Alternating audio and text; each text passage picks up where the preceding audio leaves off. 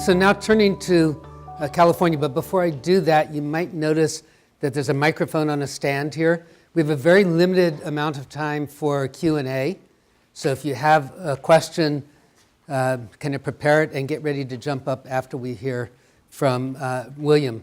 I want to turn to California, and the way in which we look at California is it sits in the United States. The U.S. forecast kind of dominates. What we've got from the U.S. forecast is equipment spending kind of growing moderately. We have some increase in GDP growth, but a lot of that is attributable to rebuilding this wealth that was destroyed in these tropical storms and hurricanes.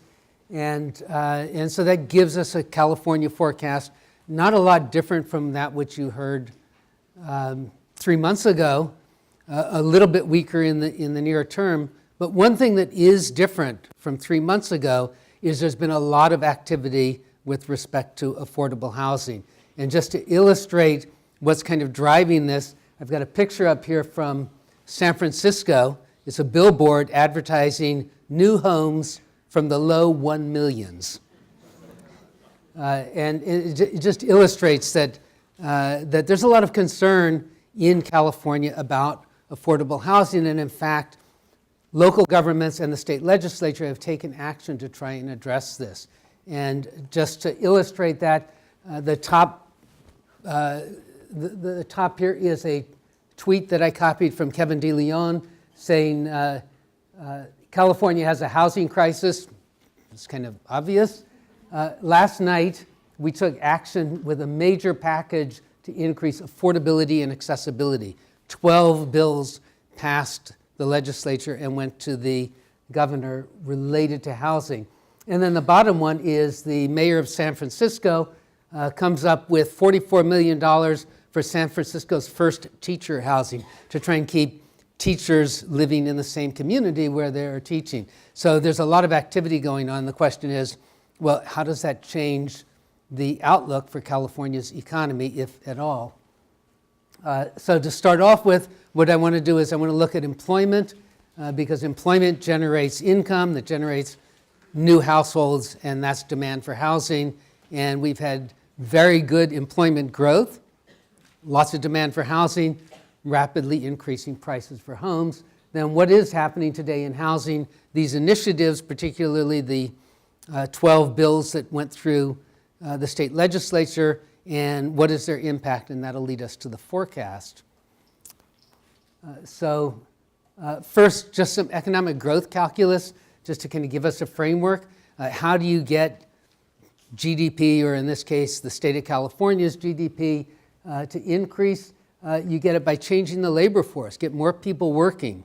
And if there are people on the sidelines, as you have with high unemployment, you bring them into the labor force. That gives you more GDP. You can also do it with more machines, same number of people, but more machines. We saw from the national forecast modest growth in that. And you can do that with new technology.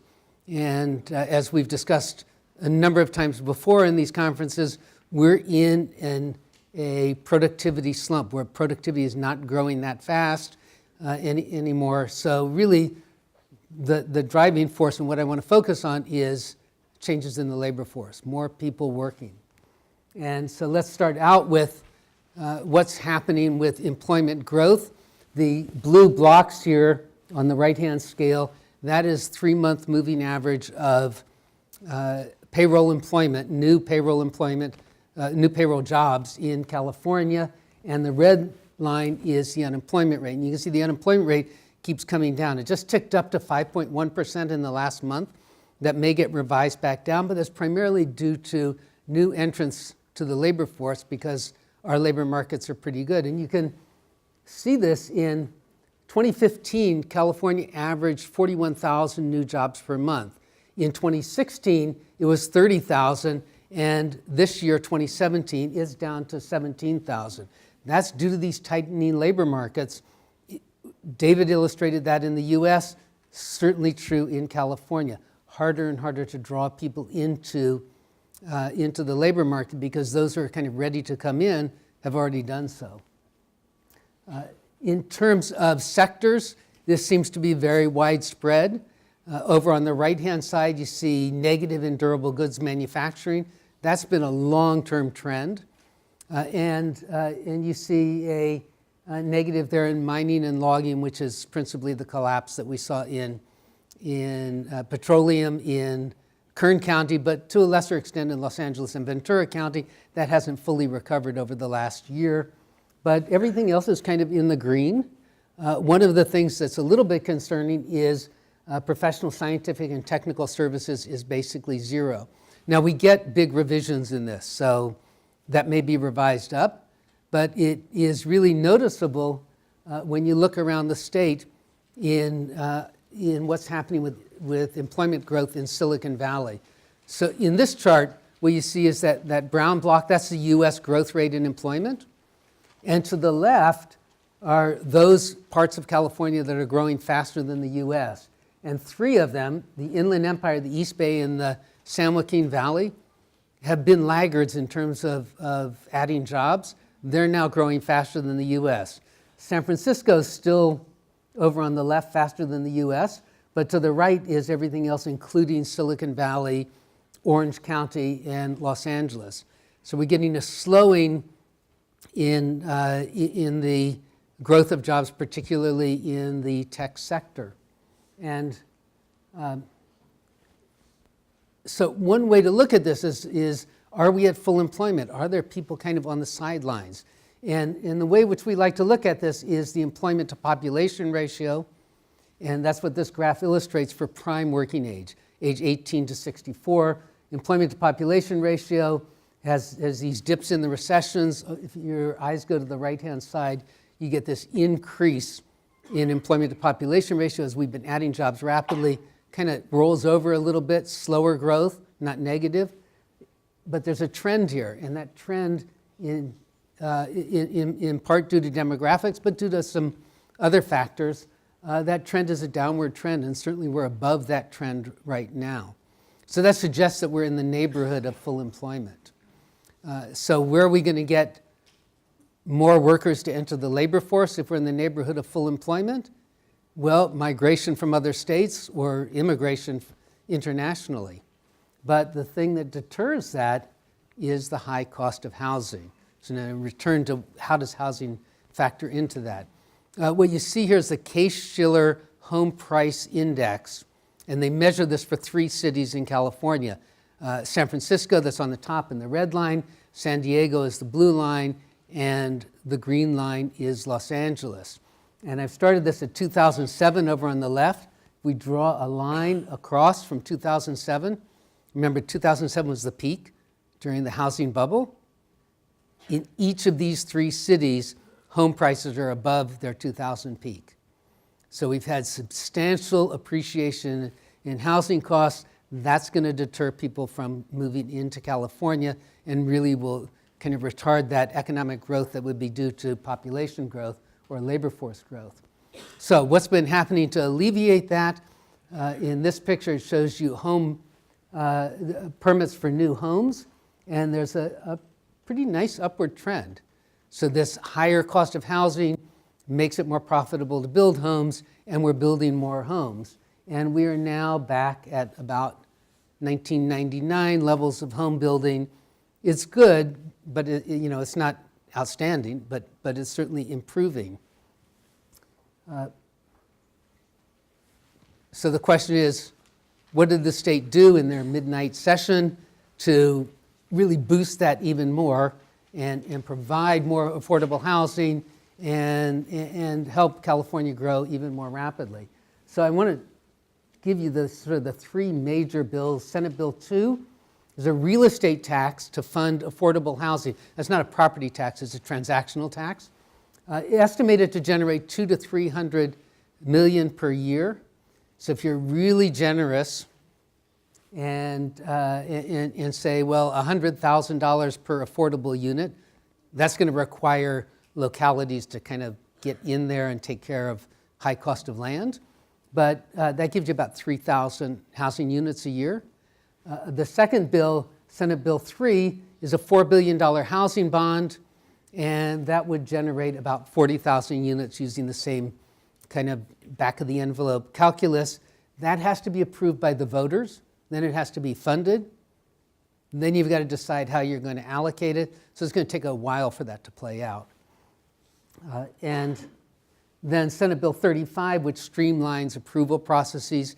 And there are a whole bunch of other bills that basically have the state overriding a lot of resistance that you find in localities. And so what does that all do? Well, at the outside, and I want to be really kind of optimistic here, 100,000 to 300,000 new units over the next decade, which is a lot of homes. And there'll be homes like this one, this picture, I don't know if you can see that. That's a affordable housing complex that was just built in South San Francisco. So what does 100,000 to 300,000 mean in terms of home prices? The California Legislative Analyst's Office looked at the premium that California housing brings, and California housing is going to bring a premium, right?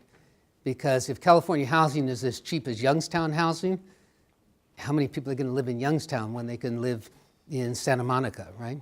So there's going to be a premium that kind of allocates that. And what the LAO did was they said, if we had enough housing to drive that premium, which has been increasing every year, back to 1980, how many new homes would we need? They concluded 3.1 million new homes. Now, some of that is that people kind of double up, right? And so as you build new homes, Californians just move into additional units. That doesn't mean any larger labor force. So let's do just a little thought exercise. From 1980 to 2010, California's population grew at about 58%, but households grew at only about 45%. Now, some of that was immigration because immigrants have larger families, but let's just ignore that. And if we move back to the same size of households as 1980, that requires about 1 million new homes. So 2/3 of the homes would go to new migrants, and that would be a population gain of about 6 million. So that would kind of work in terms of increasing the labor force. But look at these numbers. These are really big numbers compared to the 100 to 300,000 units over a decade that is going to be a result of these state programs, which is kind of a long-winded way of saying it's great what the state is doing, it helps, but it's a little bit like spitting in the Pacific Ocean. You're not going to change sea levels with that. But it does affect our forecast. So this is the forecast for new residential permits. Forecast is over on the right. It's kind of in a light blue. I hope you can see that. But what we have is an increase in home building in California. And if you remember from David's slide for the US, that kind of turns over in 2019, not in California. And that is principally because of these higher prices inducing more homes and these bills in the state legislature and in the cities around California. So we get increased housing. It helps moderate the price increases, so that does help there. So the implications, growth slows in California because we're near full employment. Bringing more people in to change that is challenging because of Trump immigration policy and because of the high cost of housing, in spite of what the legislature has done to alleviate some of that. But that state support is going to increase home building in California. So that's the good news. And that brings us to our forecast, which is payroll employment growth slowing, about 1% this year, then 0.8%, then 0.6%, kind of keeping match with population growth, but real income growing faster than the US because Californians on average have higher productivity than you find in other states. And housing permits continue to grow up to 125,000. If that $4 billion bond issue is passed, you're going to see that increase going out further past our forecast horizon. So it's a forecast that has a little bit lower growth in the current year, but then the growth sort of accelerates a bit as we move out into the forecast horizon. So that is the California forecast. And so now I'm going to turn it over to William to talk about retail. So thank you.